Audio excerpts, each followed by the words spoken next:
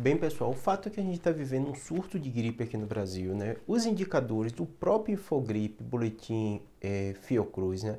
Eles mostram claramente que está crescendo muito o número de casos da H1N1, né? O vírus da influenza, junto com uma estabilização e redução dos casos do Covid, né? Para vocês terem ideia, né? Quando a gente fala, né?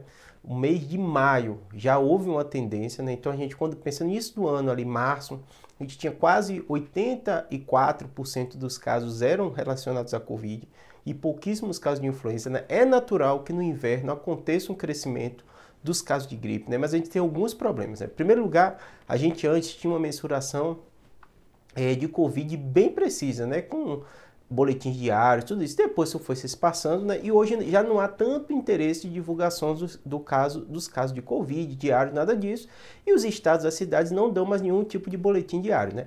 O Ministério da Saúde, através da Fiocruz, ela tem uma análise constante disso, isso até antes da pandemia, chamada Infogripe, que está analisando especificamente as pessoas que internam por problemas respiratórios. Eles analisam dessas pessoas que internaram com problemas respiratórios, quantos por cento são casos de Covid e também de gripe e das outras coisas, né?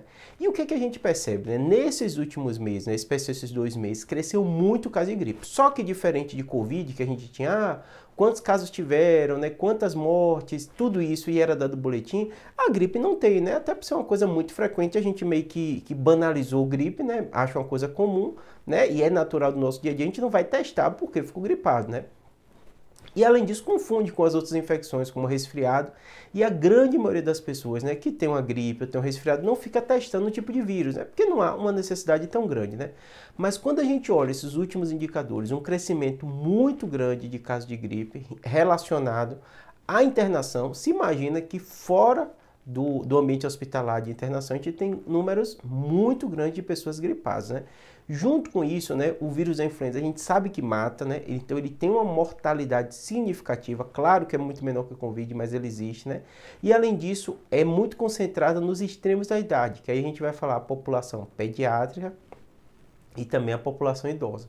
São as duas populações que a gente vai ficar mais de olho, né? Mas mesmo assim, né, a gente imagina que esse surto poderia ser evitado ou reduzido se a gente seguisse os protocolos do Ministério da Saúde da vacinação, que hoje liberou a vacina da gripe para toda a população.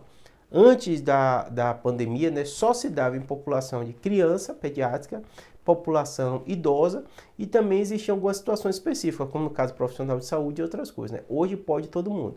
Então, se a gripe está crescendo, se a gente tem uma vacina que poderia proteger, se as pessoas não estão tomando, a gente precisava ser mais incisivo na campanha para as pessoas se vacinarem, tá bom?